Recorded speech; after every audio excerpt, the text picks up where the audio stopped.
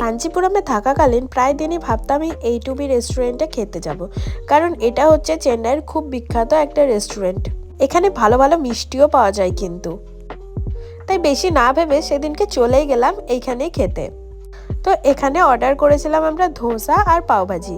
যদিও অনেকক্ষণ ওয়েট করার পর আমাদের তো অর্ডার নেওয়া হলো, এবং অর্ডার নেওয়ার পরও অনেকক্ষণ পরেই অর্ডারগুলো এলো।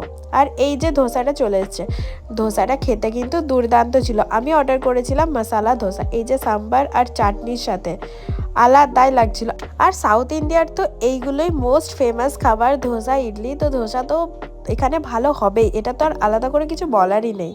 এরপর পাওভাজিটাও চলে এসেছে, আর পাওভাজিটা খেতে ভালোই ছিল, শুধু মশলাটা একটুখানি রিচ ছিল। তোমরা কখনো চেন্নাই আসলে কিন্তু এই এটুবি রেস্টুরেন্ট চেন্নাইয়ের প্রায় সব জায়গাতে দেখতে পাবে। তো সেখানে ধোসাটা মাস্ট ট্রাই করো, আর ট্রাই করে কেমন লাগলো আমাকে কমেন্ট করে জানাতে কিন্তু ভুলো না। চলো টাটা।